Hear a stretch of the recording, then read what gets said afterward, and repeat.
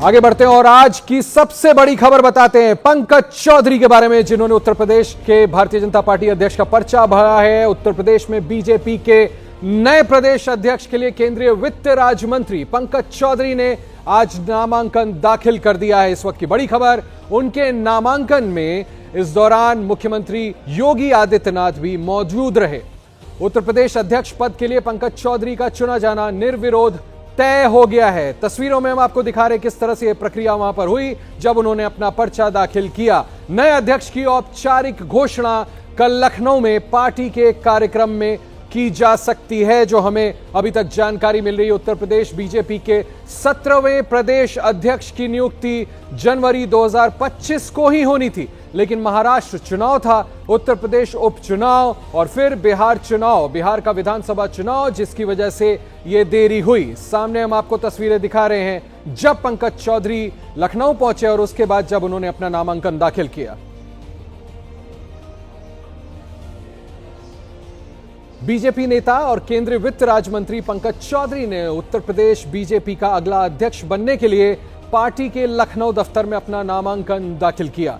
तस्वीरें हम आपको दिखा रहे हैं उस वक्त की जब उन्होंने नामांकन दाखिल किया। उत्तर प्रदेश के मुख्यमंत्री योगी आदित्यनाथ, उप मुख्यमंत्री केशव प्रसाद मौर्य और ब्रजेश पाठक उनके साथ वहां पर प्रस्तावक बने। तस्वीरें आपके सामने। इस दौरान भारतीय जनता पार्टी के राष्ट्रीय संगठन महासचिव विनोद तावड़े भी वहां पर मौजूद थे और लखनऊ भाजपा प्रमुख महेंद्र नाथ पांडे ने चुनाव अधिकारी के रूप में पंकज चौधरी का नामांकन स्वीकार किया।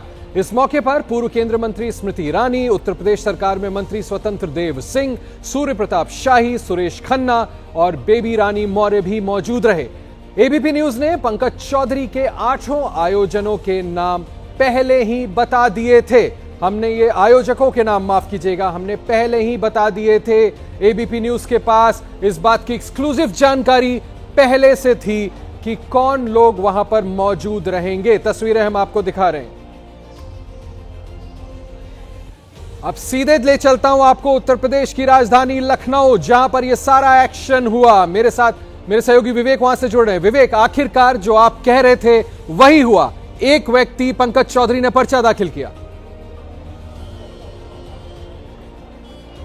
जी बिल्कुल, देखिए इस बात की सुबुगाहट आज से 2 रोज पहले शुरू हो गई थी और इसको लेकर के कहीं ना कहीं बात ये स्पष्ट थी कि पंकज चौधरी का नाम जो टॉप 3 लोगों की लिस्ट है उसमें वो नाम शुमार है। हालांकि भारतीय जनता पार्टी में इस बात को लेकर के स्पष्ट कह पाना आखिरी मोमेंट तक कहीं ना कहीं ठीक नहीं होता है, क्योंकि भाजपा लास्ट मोमेंट पर भी गेम चेंज कर देती है। पर पंकज चौधरी के नाम की सुबुगाहट पहले से थी और आपने बड़ा सही रेफरेंस दिया। हम सब मान के चल रहे थे कि नाम किसी और का था और अचानक उत्तर प्रदेश के मुख्यमंत्री, माफ कीजिएगा आपको मैंने टोक दिया, बिल्कुल देखिए, लेकिन वो वक्त याद आ गया। मनोज सिन्हा के समय, जी मेरा भी मतलब 2017 में मनोज सिन्हा के समय वही हुआ था और मनोज सिन्हा का नाम पूरी तरीके से फाइनल था। वो चार्टर्ड प्लेन से उड़ चुके थे और लखनऊ लैंड होने के पहले कहानी दूसरी हो गई थी। तो वही कुछ स्थितियां पंकज चौधरी को लेकर के भी थी। 2 रोज से इनका नाम जो है वो चल रहा था। एबीपी न्यूज के पास इसको जानकारी आज से 2 रोज पहले ही थी और तब भी हमने अपने लोगों को कहा था कि पंकज चौधरी का नाम सबसे आगे है रेस में। और आज सुबह से तो हमने स्पष्ट कर दिया था कि पंकज चौधरी ही अगले अध्यक्ष होंगे और कौन कौन से 8 प्रस्तावक होंगे वो नाम भी हमने अपने लोगों को बताया था, क्योंकि जिन तमाम लोगों के नाम कयासों के बीच में चल रहे थे कि ये तमाम लोग अध्यक्ष हो सकते हैं, भाजपा ने आमतौर पर उन तमाम लोगों को, चाहे स्वतंत्र देव सिंह की बात की जाए, बेबी रानी मौर्य की बात की जाए, इन तमाम लोगों को बुला करके और आज इनको प्रस्तावक के रूप में इनको खड़ा किया। इसके साथ साथ सीएम, दोनों डिप्टी सीएम ये लोग भी रहे, स्मृति ईरानी को भी बुलाया गया, स्मृति ईरानी भी प्रस्तावक रही। इसके साथ साथ आज इस चुनाव के साथ साथ 80 जो विवेक, मैं फिर आऊंगा। विवेक बड़ी खबर है, आपके पास फिर आएंगे। आगे चलते हैं। पंकज चौधरी के नामांकन से पहले ही उत्तर प्रदेश के कैबिनेट मंत्री स्वतंत्र देव सिंह ने बिना नाम लिए नए प्रदेश अध्यक्ष का खुलासा ही कर दिया और कहा था कि पार्टी अध्यक्ष के चयन होने के बाद हम नाम बताएंगे। सुनिए स्वतंत्र देव का साफ इशारा केंद्रीय वित्त राज्य मंत्री पंकज चौधरी की तरफ ही था। भारतीय जनता पार्टी के नए अध्यक्ष मिलने वाले हैं और जो अध्यक्ष मिलने वाले हैं एक लोकप्रिय भी हैं, अपने मतलब समाज से भी लोकप्रिय हैं और पार्टी के लिए भी परिश्रम की पराकाष्ठा करने वाले एक साधारण निचले स्तर से कार्यकर्ता जैसे आगे बढ़ता है, पार्षद से लेकर 7 बार सांसद रहे हैं और एक महत्वपूर्ण जिम्मेदारी निभा चुके हैं और हर पदों पर महत्वपूर्ण रहे हैं। इसलिए पार्टी को भी बहुत लाभ होना है। ये स्वतंत्र देव सिंह का ही अंदाज है कि उन्होंने साफ कह दिया था कि 7 बार सांसद रहे। 2024 के लोकसभा चुनाव में जीत की हैट्रिक लगाने वाले पंकज चौधरी अभी केंद्र में वित्त राज्य मंत्री हैं। आपको बता दें, अब आपको 2 साल पहले की एक तस्वीर भी दिखाता हूं, जब गोरखपुर में रोड शो के दौरान प्रधानमंत्री नरेंद्र मोदी पैदल ही चलकर गलियों से होते हुए पंकज चौधरी के घर पहुंच गए थे। प्रधानमंत्री बिना किसी पूर्व निर्धारित कार्यक्रम के ही समय निकालकर पंकज चौधरी के घर पहुंचे थे। पंकज चौधरी के घर का रास्ता सकरा होने की वजह से प्रधानमंत्री का काफिला 200 मीटर दूर ही वाहन उनकी गाड़ियों में जो शामिल होता है कैवलकेड में, वो रुक गया था। तस्वीरें हम आपको लगातार दिखा रहे हैं, जिसका जिक्र मैं कर रहा हूं। प्रधानमंत्री जब उनके घर गए थे, वहां से अब आगे आपको बताएं, प्रधानमंत्री राज्यपाल आनंदीबेन पटेल और मुख्यमंत्री योगी आदित्यनाथ के साथ पैदल चलकर उनके आवास पर पहुंचे थे, जबकि 200 मीटर दूर उनके कैवलकेड की, उनके कारकेड की गाड़ियां रोक दी गई थी।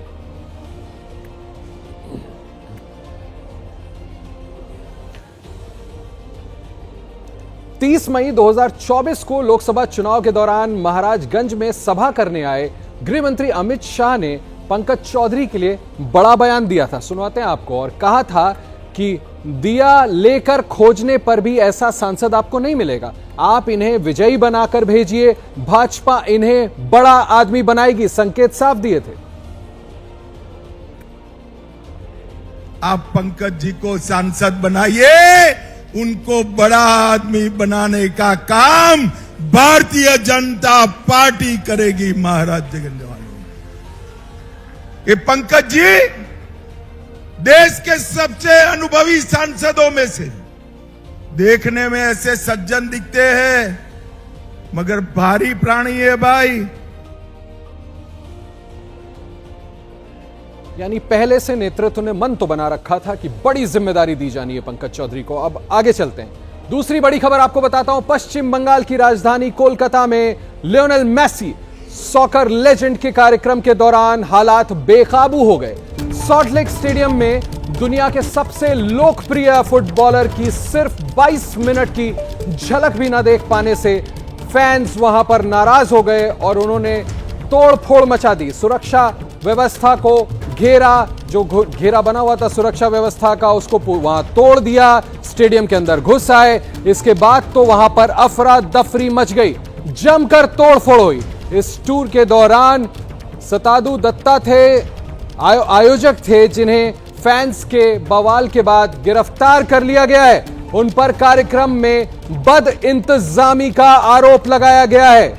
कोलकाता में मेसी के फैंस के हंगामे की तस्वीर हम आपको दिखा रहे हैं।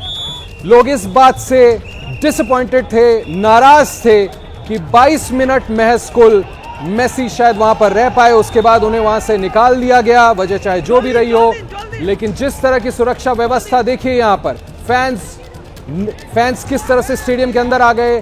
सुरक्षा जो घेरा होता है स्टेडियम का, जालियां लगी होती है, उसको पूरी तरह से तोड़ दिया, अंदर घुस आए, बोतलें फेंकी, कुर्सियां फेंकी और यह सब कुछ हुआ दुनिया के सबसे प्रसिद्ध, सबसे लोकप्रिय, जिनको मैजिशियन लेजेंड कहा जाता है, लियोनेल मेसी जब वहां पहुंचे थे, तब सबसे लोकप्रिय फुटबॉलर की सिर्फ 22 मिनट की झलक, वो भी जब वहां पर मौजूद व्यूअर्स नहीं देख पाए। ये देखिए तस्वीरें हम आपको स्क्रीन पर दिखा रहे हैं, ये तस्वीरें आप स्क्रीन पर देखें। आयोजक को गिरफ्तार कर लिया गया है, सताद्रू दत्ता गिरफ्तार कर लिया गया है। To the fans, we have already told the organizer we will persuade him. He is giving in writing to the whom are concerned that the tickets which have been sold, they should be refunded because there was not much of this thing was done. Now the situation is right now under control. Organizer side, their team, security team, their press team running around. This is we will take action and we have already detained the organizer. पश्चिम बंगाल के DGP बता रहे थे कि उस वक्त बाद में हालात सामान्य हुए और कैसे ये निर्देश दिए गए हैं कि जो लोग आए थे वहां पर मैच देखने, उनके पैसे रिफंड किए जाएं। पश्चिम बंगाल के राज्यपाल डॉक्टर सीवी आनंद बोस ने कोलकाता में हुए हंगामे और अव्यवस्था को लेकर गहरी चिंता व्यक्त की है।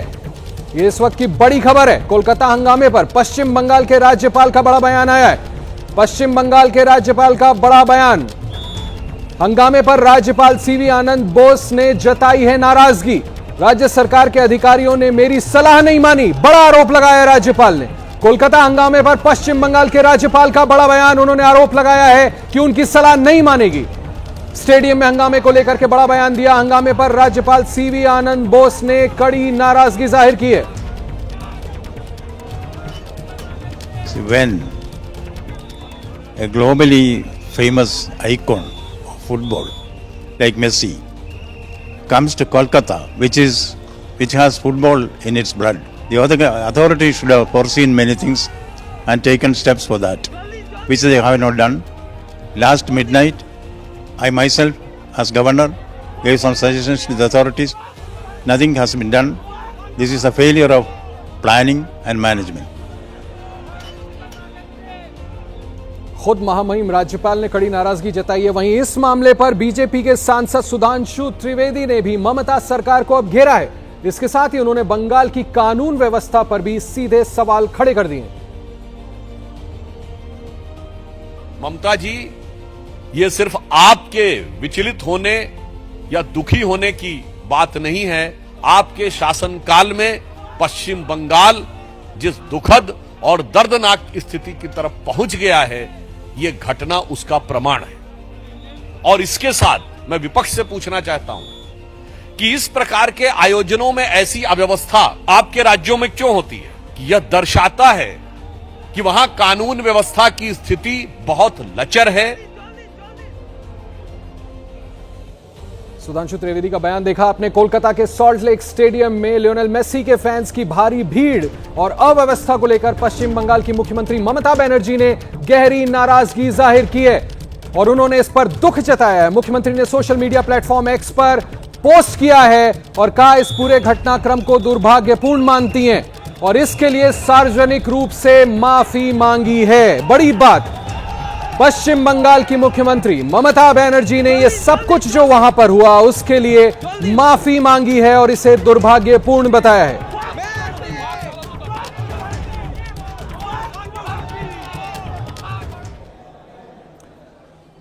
क्या कुछ हुआ कोलकाता में हमने आपको दिखाया। अब आगे बढ़ते हैं। उत्तर प्रदेश के बुलंदशहर की खबर आपको बताता हूं। उत्तर प्रदेश के बुलंदशहर में उस वक्त हंगामा खड़ा हो गया जब गंदे कमेंट्स को लेकर दो पक्ष आमने सामने आ गए। कहा सुनी और गाली गलौज से शुरू हुआ विवाद देखते ही देखते एक तरह से जंग का मैदान बन गया। दोनों तरफ से पत्थर और लाठी डंडे चलने लगे। यहां तक कि घर के बाहर खड़े वाहनों में भी तोड़फोड़ की गई। अब आपको दूसरी खबर उत्तराखंड से बताता हूं। उत्तराखंड के खटीमा से दिल दहला देने वाला वीडियो सामने आया है, जहां पर पुरानी रंजिश में दो गुटों के बीच जमकर चाकूबाजी हुई, जिसमें एक युवक की मौके पर ही मौत हो गई। तस्वीरें देखिए, हम आपको दिखा रहे हैं एबीपी न्यूज के स्क्रीन पर। यहां पर जबकि दो युवक घायल हो गए। घायलों को अस्पताल में भर्ती कराया गया है, जिसमें से एक की हालत गंभीर बताई जा रही है। सड़क पर हुई चाकूबाजी की वारदात का वीडियो भी सामने आया है, जो हम आपको दिखा रहे हैं। सब पर भारी अमित शाह। जी हां, हम बात कर रहे हैं केंद्रीय गृह मंत्री अमित शाह की, जिनके तथ्यों और शब्दों के आगे विरोधियों का एजेंडा, प्रोपेगेंडा सब धरा का धरा रह जाता है। जैसे विपक्ष इन दिनों वोट चोरी का राग अलाप रहा है और इन आरोपों पर जब शाह बोले तो विरोधी झुंझलाते रहे, खिसियाते रहे, लेकिन शाह के आगे टिक नहीं पाए।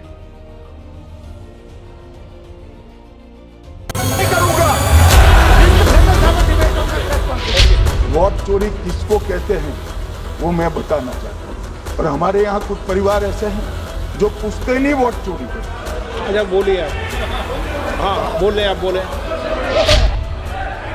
आपकी मुंसफी से संसद नहीं चलेगी। मेरे यहाँ बोलने का क्रम मैं तय करूंगा। इस तरह से नहीं चलेगी संसद। इनकी एक एक बात का जवाब मैं दूंगा, मगर मेरे भाषण का क्रम वो तय नहीं कर सकते, मैं करूंगा, क्योंकि मैं बोल रहा हूं। मान्यवर, आपके चेहरे पर चिंता की लकीरें मैं देख रहा हूं कि मैं क्या बोलूंगा। मैं उनके उत्साह में नहीं आऊंगा, मैं मेरे विषय पर बोलूंगा।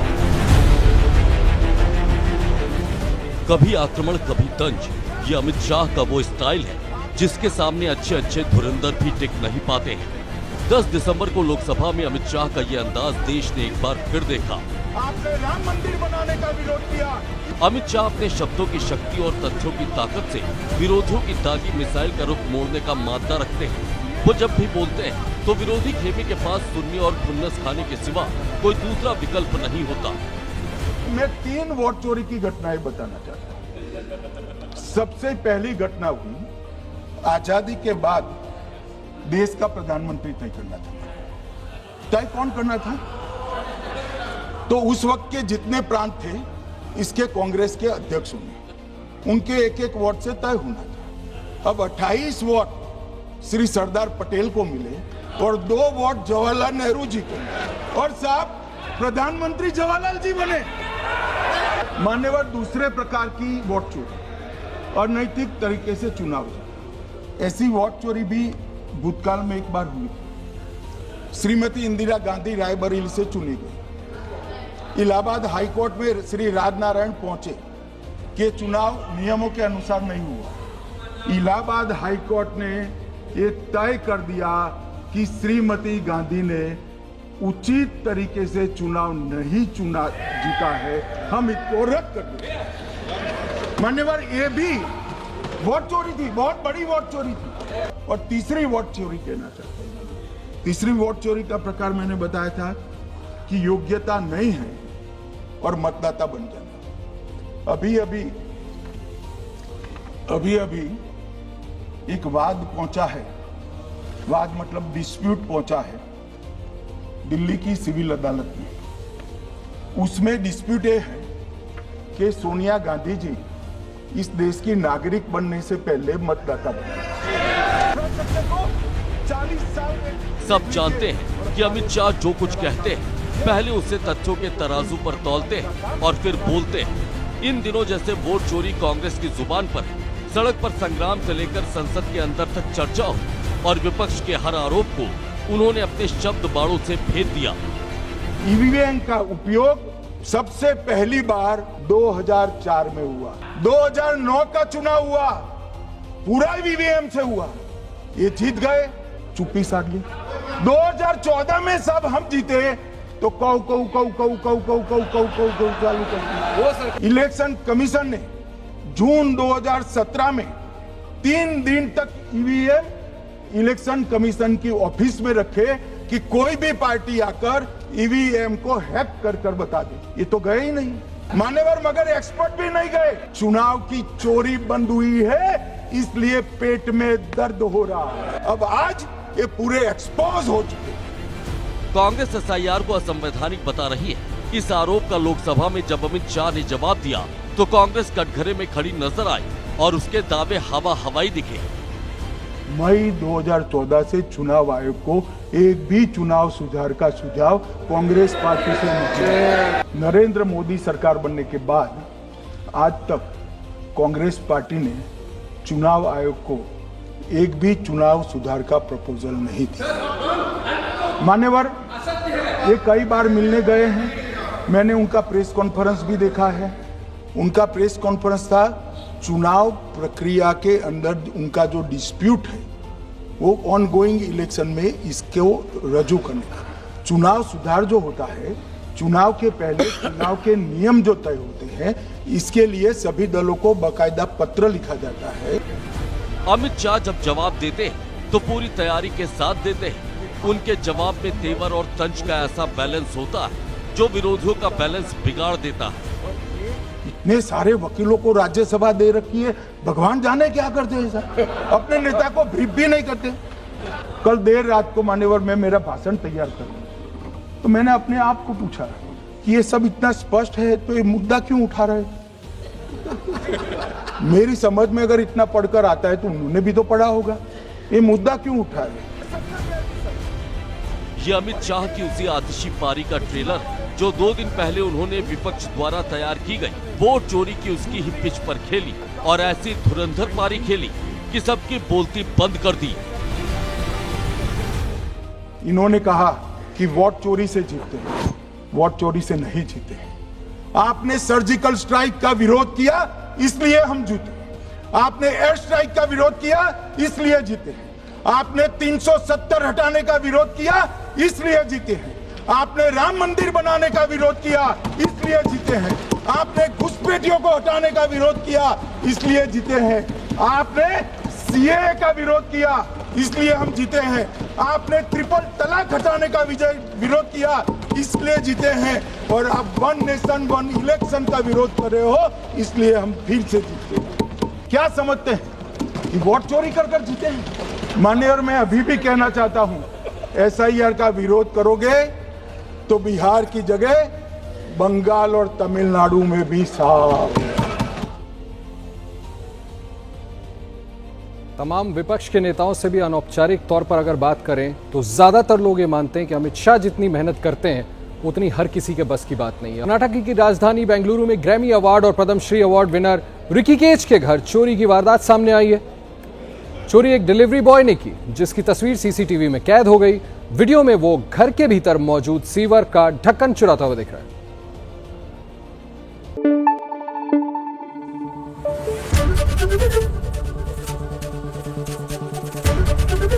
एबीपी न्यूज आपको रखे आगे।